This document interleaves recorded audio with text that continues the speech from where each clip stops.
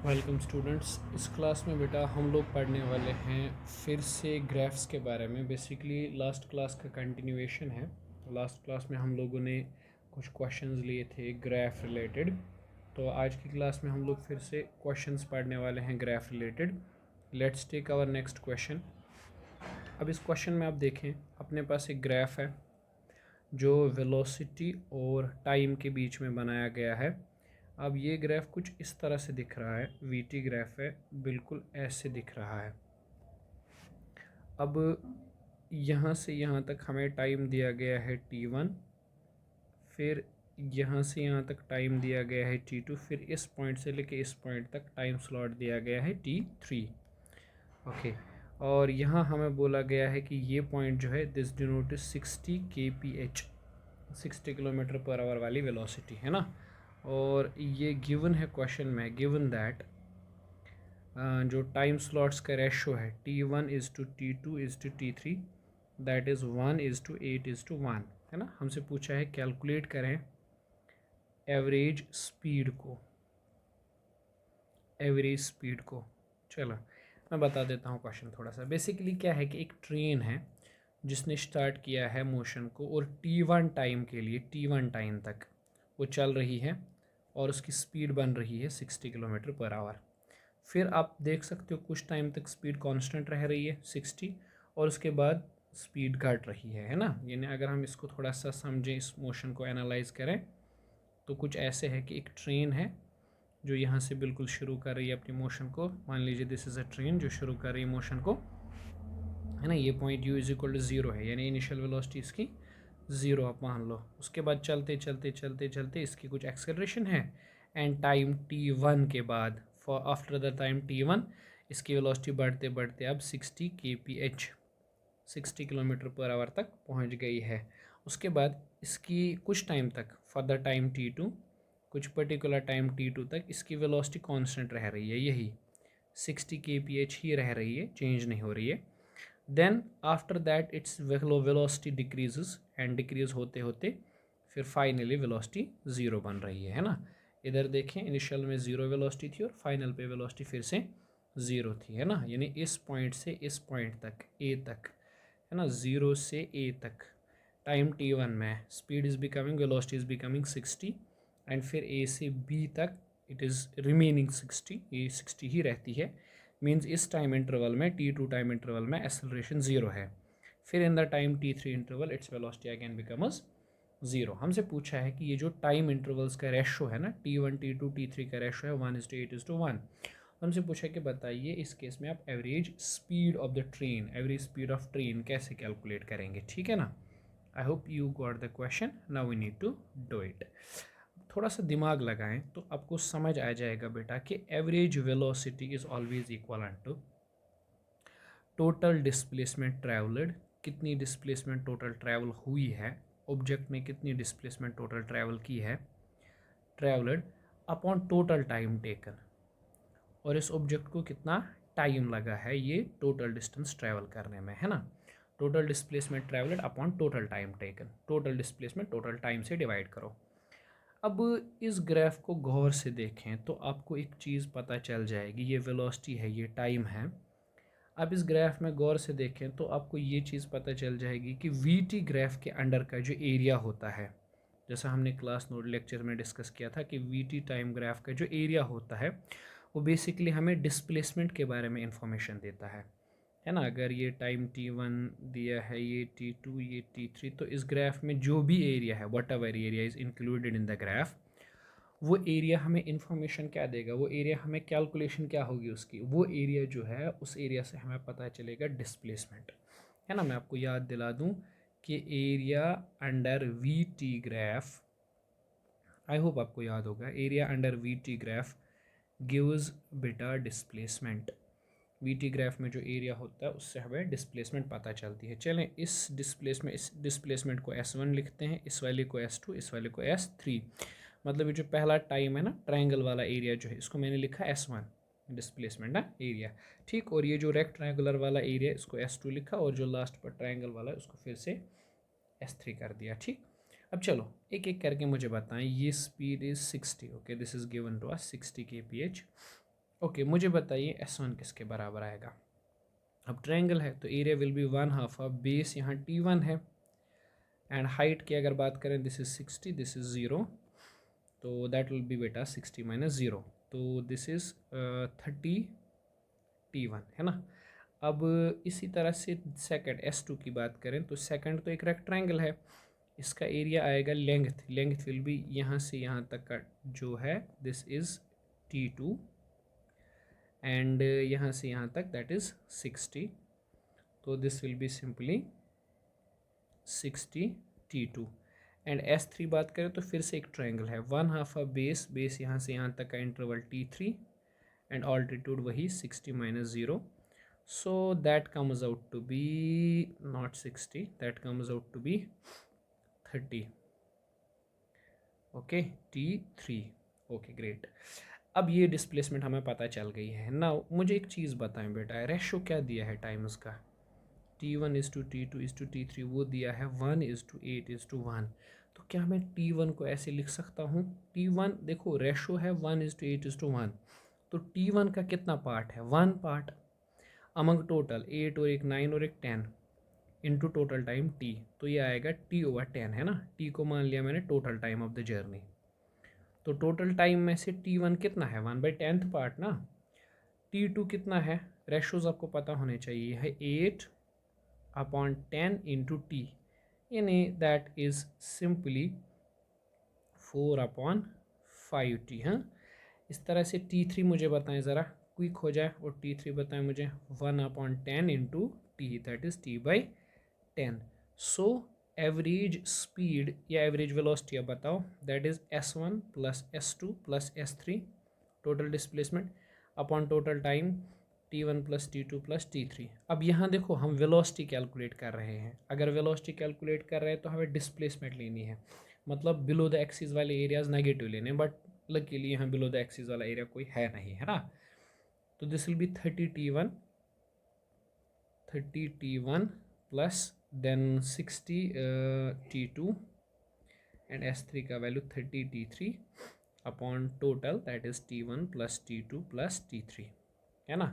तो average will be simply 30, what is T1, T1 is given to us, वो हमने calculate किया, sorry T/10, 60 T2 हमने calculate किया 4/5T, एंड T3 हमने कैलकुलेट किया 30T/10, एंड बेटा T1 plus T2 plus T3 that हमने कंसिडर किया है उसको, वो टोटल टाइम है T1 plus T2 plus T3, और वो हमने T माना हुआ है ना। नाउ यहाँ से फिजिक्स ख़त्म है, अब मैथमेटिक्स का पोर्शन है, दिस इज़ 3T, तो plus this is 5 12 into 4, that comes out to be 12 into 4T plus 3T upon T, तो आप T को कैंसिल कर लीजिए, and this comes out to be 54 kph। This is the answer to this question, यानी average velocity जो है वो 54 kph के करीब यहाँ आ रही है, ठीक है ना। ओके देखें बेटा, तो अब आप ये चीज़ बिल्कुल क्रिस्टल क्लियर समझ गए हो कि एवरेज वेलोसिटी कैसे निकालनी है। टोटल डिस्प्लेसमेंट देख लो, टोटल टाइम कर लो। चलिए बेटा एक और क्वेश्चन ले लेते हैं, but this question is a little bit tricky, okay you need to think over it. एक बारी से आप इसको आराम से खुद से करने की कोशिश कीजिएगा, तो थोड़ा आपको भी आइडिया आ जाएगा। यहाँ से V दिया है, यहाँ से हमें T दिया गया है, और ये ग्राफ कुछ ऐसे दी गई है। ओके तो ट्विस्ट इसमें है, यहाँ से T नहीं है, ये ट्विस्ट ये है कि यहाँ से डिस्प्लेसमेंट है, so it's not velocity time graph, it's basically A velocity displacement graph. ये वेलोसिटी और डिस्प्लेसमेंट, वेलोसिटी और पोजीशन का ग्राफ है। अब देखें, अब यहाँ दिया गया है 18 metre per second highest point की वेलोसिटी, और यहाँ पे ना ग्राफ में जो हाईएस्ट पॉइंट है, और यहाँ दिया गया है बेटा 10 मीटर पर सेकंड। अच्छा तो इस पॉइंट का कोऑर्डिनेट यहाँ पे दिया गया है x is equal to 2, and this has been given to us x is equal to 6। Now question भी थोड़ा अजीब पूछा है फाइंड एक्सेलरेशन। आप निकालिए एक्सेलरेशन, और वो भी at x is equal to 3 metre. Okay तो ये अपने टाइप में एक यूनिक सवाल बनता है कि आपको क्या करना है ना, वी टी ग्राफ गिवन है आपको, वी डिस्प्लेसमेंट और वेलोसिटी का ग्राफ गिवन है और पूछा एक्सेलरेशन है ना। You must pause this video and try once, थोड़ा सा आइडिया अगर आपके दिमाग में आ जाए कि कैसे करना है, ठीक है ना। तो चलो, if you have done it very good, अगर नहीं तो ठीक है, मैं दिखा देता हूँ कि कैसे आप इसको अप्रोच कर सकते हो। ये प्रॉब्लम अपने आप में यूनिक है, बस आप इसको एक बारी कर लो, आपको फिर आइडिया आ जाएगा। चलें बेटा देख लें, ये हमारे पास जो कर्व दी गई है ना, लेट मी ड्रॉ इट, क्योंकि इसमें हमें कुछ ज्योमेट्री लगानी है। इस तरह से एक ये है, लेट अस से this is A and let us से दिस इज़ बी। ओके, तो यहाँ का पॉइंट हमें दिया गया है 18। अब यहाँ का पॉइंट आपको बोला गया है बेटा जी 10। ओके, यहाँ का पॉइंट आपको बोला गया है 2 एंड यहाँ का पॉइंट आपको बोला गया है 6। ओके अगेन यहाँ डिस्प्लेसमेंट है, मैंने टाइम बनाया, सॉरी, डिस्प्लेसमेंट है। तो अब हमें ये बताना है कि 3 मीटर पर, X is equal to 3 metre पर, तो ये 2 और 6 तो 3 मीटर तो कहीं यहाँ लाई करेगा, रैंडमली यहाँ लाई करेगा, एक्स इज इक्वल टू 3 यहाँ कहीं लाई करेगा, है ना। और उस पॉइंट की वेलोसिटी भी मुझे नहीं पता, तो लेट अस से it is v1 the velocity of that point. हाँ, इस पॉइंट को हम d मान लेते हैं एंड कुछ और नेमिंग लिख लेते हैं, इसको e लिख लेते हैं नाम इस वाले पॉइंट को, एंड इस वाले पॉइंट को बेटा c लिख लेते हैं नाम, ठीक है ना। ओके, तो ये X is equal to 3 metre वाला पॉइंट है। अब ज़रा एक चीज़ बताएं मुझे, थोड़ा सा I want to know about this graph. मुझे बताइए, अगर मैं इस ग्राफ का स्लोप निकालूं तो क्या आएगा? इस ग्राफ का स्लोप अगर कैलकुलेट करें, स्लोप ऑफ ये वी एक्स कर्व है, हाँ, तो इसका स्लोप मुझे क्या बताएगा? V Y coordinate D V अपन जो एक्स कोऑर्डिनेट है डी एक्स, है ना, और वो स्लोप यहाँ टेन थीटा आएगा, ठीक, थीटा ये वाला एंगल होगा। हाँ ऑफ कोर्स वो नेगेटिव स्लोप होगा, माइनस टेन थीटा, क्योंकि ये इस तरह की कर्व का स्लोप नेगेटिव होता है, I can understand that. And यहाँ क्या आएगा वो स्लोप अगर देखा जाए तो, दिस इज परपेंडिकुलर 18 माइनस 10, है ना, upon this is 6 minus 2, 6 minus 2 and of course negative, तो इसका जो स्लोप आएगा d v upon d x that comes out to be -2। हाँ, नेगेटिव स्लोप आ रहा है, और नेगेटिव स्लोप आने का एक ऑब्वियस रीज़न भी है कि यहाँ कर्व डाउनवर्ड्स हैं, तो नेगेटिव स्लोप ही एक्सपेक्ट कर रहे थे और आया भी negative slope, that's what we were expecting, right. Okay, now acceleration की जो फार्मूला है ना बेटा, दैट इज़ 3 फार्मूलाज हैं बेसिकली एक्सेलरेशन के लिए, मैं बता दूं आपको। एक फार्मूला है v d v upon d x, है ना, in terms of displacement. If you have not heard it, just remember it, it is a d v by d x, है ना। अब देखो, हमें इसमें d v by d x तो पता है लेकिन वी नहीं पता, है ना। क्या करेंगे, एक काम करते हैं, लेट अस से जो ट्रायंगल यहाँ है ना ए डी ई, ये वाला ट्रायंगल आप देख लें, ये वाला ट्रायंगल, और ट्रायंगल आप कंसिडर करो ए बी सी, एक पूरा बड़ा ट्रायंगल है ना, पूरा का पूरा बड़ा वाला ट्रायंगल, ये पूरा ट्रायंगल जो है, ये दोनों ट्रायंगल सिमिलर हैं, दिखने में एक जैसे हैं, तो सिमिलैरिटी रूल लगाइए, अब क्या आएगा? Similarity rule A E,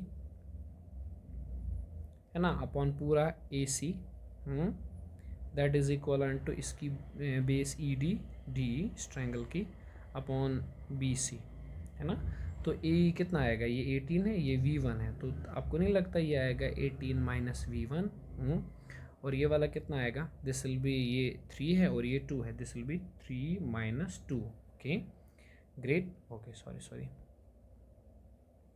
this will be this way, A E का वैल्यू आप ध्यान लीजिए यहाँ 18 minus v1 and this will be 3 minus 2। अब डी देख लेते हैं, डी से लेके ई तक, ओके, तो सॉरी डी तो मैंने लिख लिया, ए सी लिखना है मुझे डिनोमिनेटर में, ए सी इज़ ये 18 और ये 10, तो दैट इज़ 18 माइनस 10। ओके, तो डी का वैल्यू क्या आएगा? That is 3 minus 2, great. और बी सी का वैल्यू जो है बेटा दैट इज़ 6 माइनस 2। ओके, तो this is 18 minus v1 upon 18 minus 10 is 8, this is 3 minus 2 1, 3 minus 2 1, okay, this is 6 minus 2 4, 4 1 are 4 2 are, this is 18 minus v1 that is equal to 2, so v1 will be 16 meter per second। So acceleration हमें पता चल जाएगी, a is equal to v d v by d x. अब जिस point पे acceleration निकालनी है उस पॉइंट का v 16 है and d v by d x में पहले ही निकाल चुका हूँ, तो a is equal to -32 metre per second square, तो नेगेटिव एक्सेलरेशन आई। ठीक, ओके। तो इस तरह का क्वेश्चन बहुत इंपॉर्टेंट होता है, और ये मतलब मान लीजिए नीट में this is the upper slope, ये चीज़ आपसे पूछी जा सकती है, क्योंकि ये थोड़ा सा कंफ्यूजिंग हो सकता है आपके लिए, ठीक है ना। तो थोड़ा आप इसे एक बारी देख लीजिए और सोच लीजिए कि कैसे किया हमने, ठीक है ना। चलिए बेटा, इस यूनिक क्वेश्चन के बाद हम एक और सिचुएशन लेते हैं। अब इस क्वेश्चन में बेसिकली कहानी कुछ ऐसे है। This is a interesting case, a car which travels between two cities, है ना। एक गाड़ी जो दो शहरों के बीच में इधर से उधर घूम रही है। बढ़िया प्रॉब्लम है, आराम से समझिएगा, बहुत इंटरेस्टिंग होने वाला है। देखो, ऐसे समझो कि this is a straight road जो जाता है एक सिटी से, यहाँ पे एक सिटी है, सिटी 1 है ना, एक सिटी है, और यहाँ मान लीजिए सिटी 2 है, दूसरी सिटी है ना, एक सिटी से दूसरी सिटी। अब ये गाड़ी जब शुरू करती है ना अपनी मोशन को, ऐसे समझ लीजिए इस गाड़ी ने अपनी मोशन को शुरू किया, t इज़ इक्वल टू 0 पे, u इक्वल टू 0 है। चलते चलते चलते चलते चलते चलते बेटा ये गाड़ी यहाँ पहुँच गई। जैसे ये गाड़ी यहाँ पहुँची, टाइम t1 पर ये गाड़ी यहाँ पहुँची, t इज इक्वल टू 0 पे शुरू किया था, t is equal to t1 पे यहाँ पहुँची। चलते चलते इसके पास एसेलरेशन थी a1, है ना। उसके बाद यहाँ से इस गाड़ी ने अपनी स्पीड को कम करना शुरू कर दिया, है ना। मतलब जो ये चल रही थी तो यहाँ से रिटार्ड हो गई है, बहुत धीमी रिटार्डेशन है, और रिटार्ड करते करते करते करते ये गाड़ी फाइनली यहाँ पे पहुँची, ठीक है। यानी t2 पर, टाइम t2 पर इसकी फाइनल स्पीड कितनी है, 0। अब देखें ये गाड़ी जब यहाँ पहुँची, रिटार्डेशन थी यहाँ a2 मान लो, है ना। अगर अभी एक्सेलरेशन इस वाली डायरेक्शन में थी, रिटार्डेशन अपोजिट होगी ऐसे, तो फिर ये गाड़ी रिटर्न होती है, यहाँ से वापस आती है, रिटर्न होती है ये गाड़ी, ठीक है ना। इसी पाथ से रिटर्न होते हुए चलते चलते चलते चलते चलते चलते बेटा ये गाड़ी यहाँ पहुँचती है।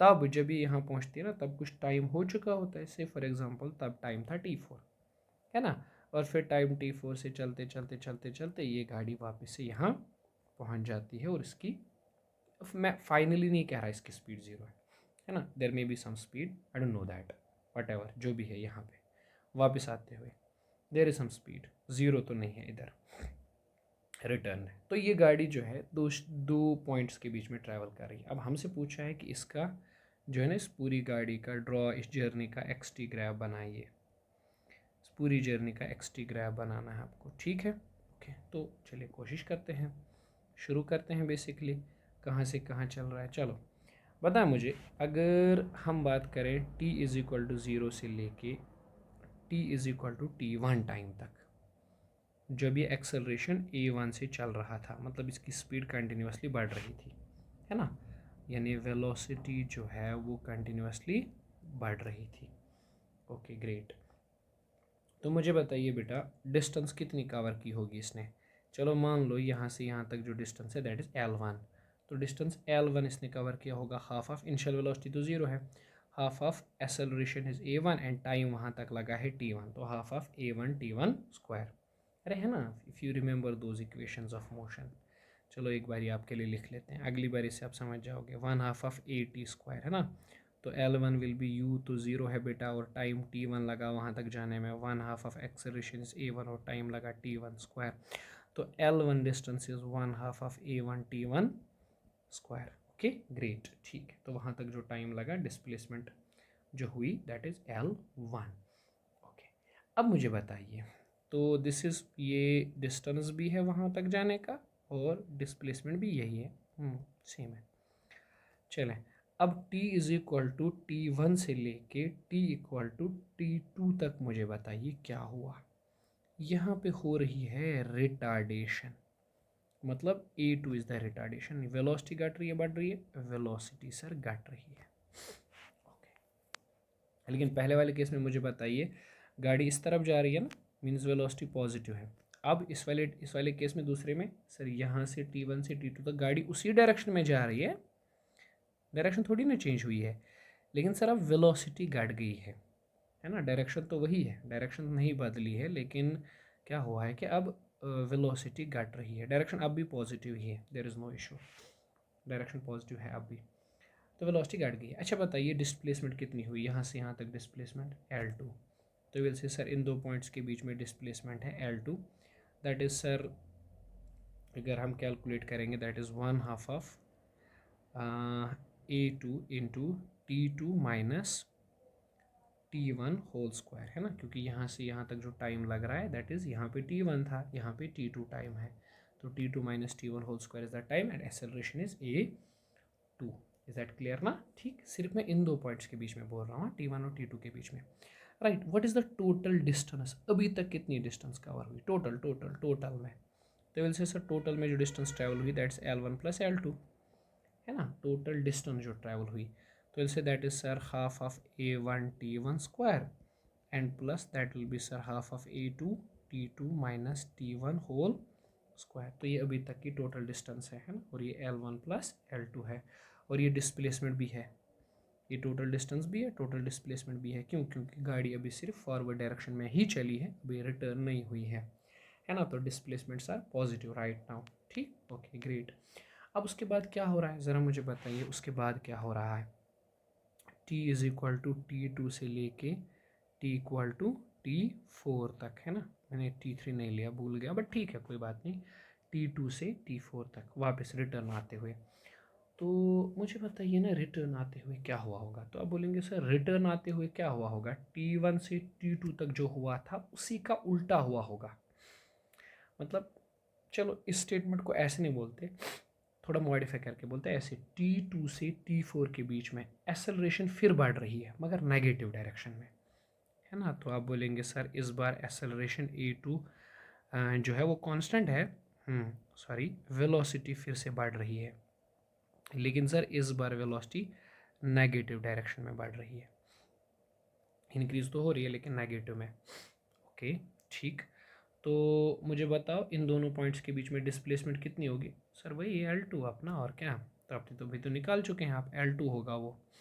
ओके बेटा मैं समझ गया। अब T4 से लेके T इज इक्वल टू 0 तक वापस से बताओ क्या हुआ होगा? सर अब यहाँ से यहाँ जा रहे हैं, अब इसके पास एक्सेलरेशन है, मतलब वेलोसिटी तो फिर से बड़ी होगी, है ना, वेलोसिटी फिर से बड़ी होगी। ठीक, तो कितना बना होगा वेलोसिटी फिर से अगर बढ़ रही होगी वेलोसिटी, लेकिन इस बार भी नेगेटिव डायरेक्शन में बढ़ रही होगी, है ना, वेलोसिटी बढ़ रही होगी मगर नेगेटिव डायरेक्शन में, ठीक है ना। तो क्या मैं सही हूँ? हाँ यहाँ तक बिल्कुल सही है। तो चलिए इस सब इन्फॉर्मेशन को ग्राफ पे प्लॉट करते हैं। ठीक है बेटा, ये बना लेते हैं हम लोग एक एक्सीज यहाँ से, और एक वाली एक्सीज हम यहाँ से बना लेते हैं। ठीक है, हम लोग एक्स टी ग्राफ को प्लॉट करने वाले हैं, एक्स टी ग्राफ। तो बताइए सबसे पहले क्रिटिकल पॉइंट्स मार्क कीजिए। टी इज इक्वल टू 0 पर सर एक्स का वैल्यू 0 था, ग्रेट।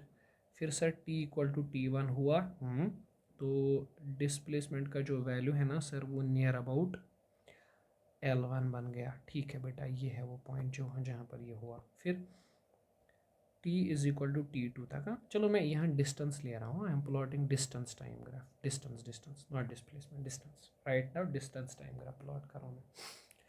तो T is equal to T2 पर सर टोटल डिस्प्लेसमेंट जो टोटल डिस्टेंस जो थी that is T is equal T2 पर टोटल डिस्टेंस थी L1 प्लस L2, माना यहाँ से यहाँ तक L1 है बेटा, है ना, मतलब, और फिर यहाँ से यहाँ तक है L1 प्लस L2। ओके आप समझ गए ना? ठीक, ओके तो ग्रेट, चले आगे बढ़ते हैं। तो ये आ गया सर वो क्रिटिकल पॉइंट जिसकी हम अभी बात कर रहे थे।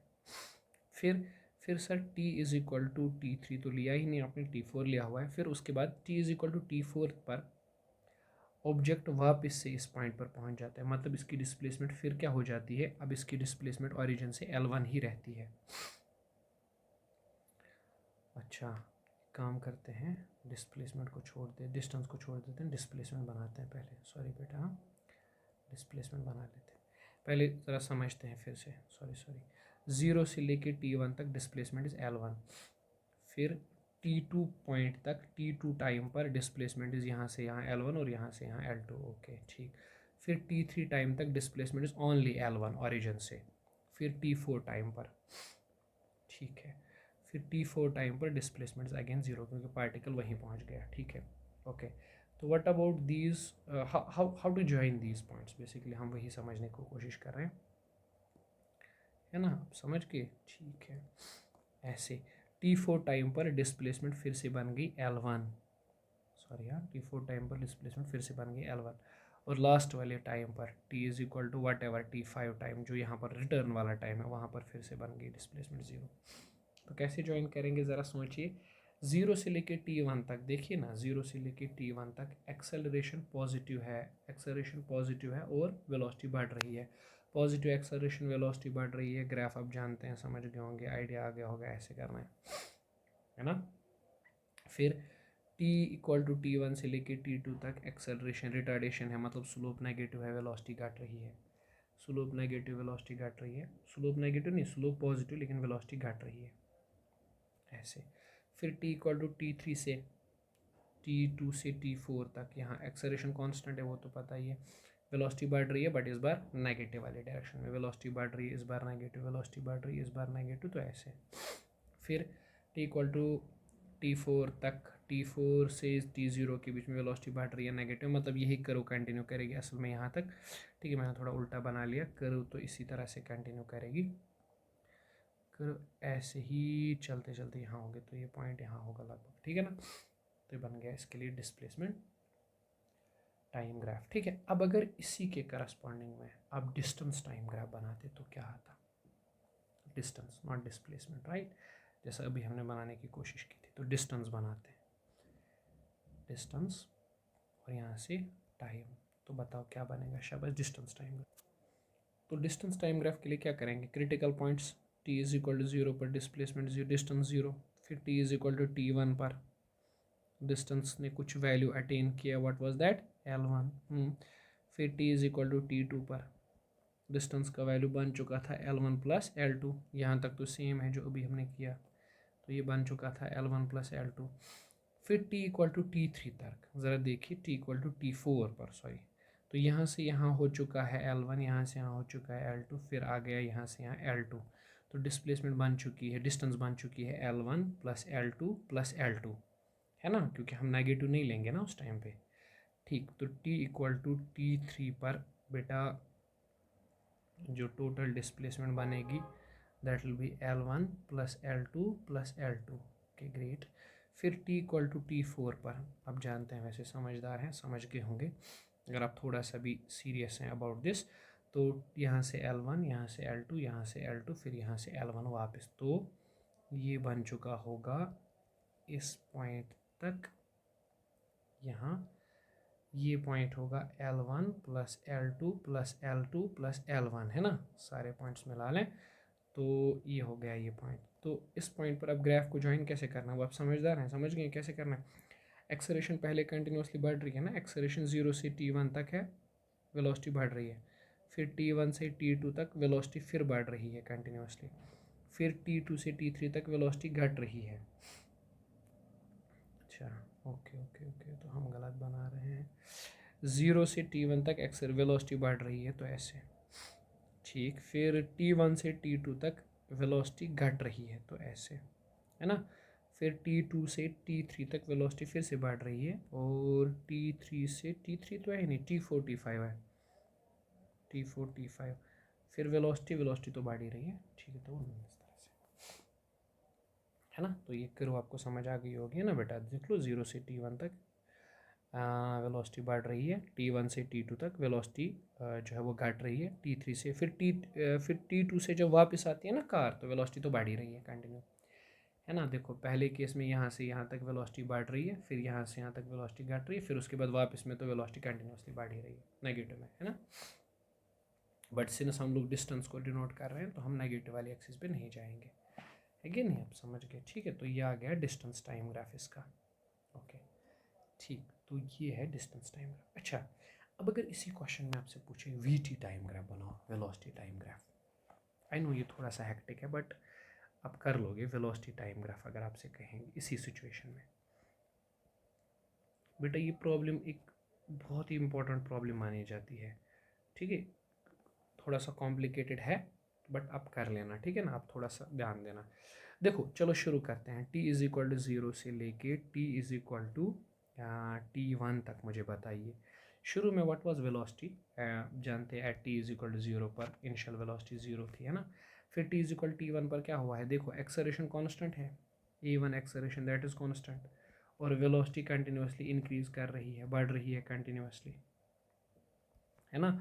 फिर t इक्वल टू t1 से लेके t इक्वल टू t2 तक, यहाँ एक्सेलरेशन कांस्टेंट है, a2 है, पहले एक्सेलरेशन पॉजिटिव थी, अब एक्सेलरेशन कांस्टेंट तो है लेकिन नेगेटिव है, यानी अब उसको रिटार्डेशन कहेंगे, अब रिटार्डेशन है तो वेलोसिटी घट रही है। फिर t इक्वल टू t2 से लेके t इक्वल टू t4 लिखा था, t4 t3 तो अपन ने लिखा ही नहीं था ना, t4 तक, हाँ। तो इस रिटर्न जर्नी में क्या हो रहा है, वेलोसिटी बढ़ रही है लेकिन नेगेटिव डायरेक्शन में, मतलब इस वाले केस में एक्सेलरेशन a2 ही है, कांस्टेंट ही है, नेगेटिव है, बट इस बार वेलोसिटी बढ़ रही है, ठीक है। t इक्वल टू t4 से लेके t इक्वल टू t5 तक जब ये वापस आता है रिटर्न, आई मीन टू से, है ना, तो एक्सेलरेशन a1 है विच इज़ कांस्टेंट, नेगेटिव है इस बार वो, और वेलोसिटी बढ़ रही है, ठीक है ना। ओके तो समझ गए आप लोग, इतना मसला नहीं है ना। क्या एंड ऑफ द मोशन पर वेलोसिटी ज़ीरो है, ना ना नहीं, ऐसा कुछ नहीं कहा गया। फाइनल मोशन शुरू में ही बोला था फाइनल पर वेलोसिटी ज़ीरो नहीं है, वैसा कुछ नहीं लिखा है क्वेश्चन में। तो चलें वी टी करो बनाते हैं। तो बताइए बेटा, यहाँ से वी, यहाँ से टी, बताओ पहला ये पॉइंट है t इक्वल टू ज़ीरो, यहाँ पे वी ज़ीरो है, फिर t इक्वल टू t1, मुझे बताओ ज़ीरो से t1 तक वेलोसिटी बढ़ रही है घट रही है, बढ़ रही है ना, और एक्सेलरेशन कांस्टेंट है, वेलोसिटी बढ़ रही है, एक्सेलरेशन कांस्टेंट वेलोसिटी बढ़ रही है, तो इसे sir this way straight line, yes obviously straight line. फिर t इक्वल टू t2 पे मुझे बताएं क्या होता है, t इक्वल टू t2 पे आप बोलेंगे सर, अब चलिए t इक्वल टू t1 दिखाते हैं आपको कौन सा पॉइंट है, t इक्वल टू t2 ये वाला पॉइंट। तो यहाँ तो सर वेलोसिटी ज़ीरो है, हाँ जी बेटा वेलोसिटी ज़ीरो है, यहाँ पे वेलोसिटी ज़ीरो है ना, एक्सेलरेशन नेगेटिव थी, t1 से t2 तक एक्सेलरेशन नेगेटिव थी, घटते घटते सीधा ज़ीरो हो गया है, ठीक। फिर t equal to t4, t3 तो हमने लिखा ही नहीं, t4 पर बताइए मुझे क्या होगा। t इक्वल टू t4 पर सर वेलोसिटी अभी भी बढ़ रही है लेकिन नेगेटिव डायरेक्शन में, ठीक है, तो वेलोसिटी बढ़ रही है नेगेटिव डायरेक्शन में, है ना, इस तरह से ग्राफ बन जाएगा, ठीक। अब देखो ना वेलोसिटी का वैल्यू इस बार नेगेटिव एक्सिस पर आएगा, ओके। एंड देन लास्ट पे sir t equal to t4 पर आप बात करेंगे, t इक्वल टू t5 पर आप बात करेंगे, वेलोसिटी बढ़ तो रही है, अभी भी बढ़ रही है, नेगेटिव डायरेक्शन में ही बढ़ रही है, लेकिन कितनी हो रही है आई डोंट नो, तो ठीक है यहाँ तक लेके आते हैं ग्राफ को। तो t इक्वल टू t5 पर कुछ वेलोसिटी है जो यहाँ पर है ना, समझिए बात। तो this is the velocity time graph, ठीक है। तो ये थोड़ा कॉम्प्लिकेटेड प्रॉब्लम है, मैं just say that it require some sort of concentration and some sort of understanding of basics, ठीक है ना, इसमें सारी अंडरस्टैंडिंग आपको चाहिए basic. This lecture is becoming थोड़ा बहुत ही लेंथी हो रहा है, तो हम क्या काम करेंगे ना, अगली क्लास में हम लोग स्टडी करेंगे मैपिंग ऑफ द कर्व्स, है ना। मैपिंग का मतलब ये होता है कि अगर हमारे पास वी टी कर्व है हम उसको कैसे एक्स टी कर्व में बनाएंगे, या एक्स टी कर्व है तो हम इसको दूसरी तरह की कर्व्स में कैसे कन्वर्ट कर सकते हैं, ठीक है, वो हम लोग थोड़ा सा सीखेंगे in our next class. Till then revise it completely, है ना। चलिए बाय।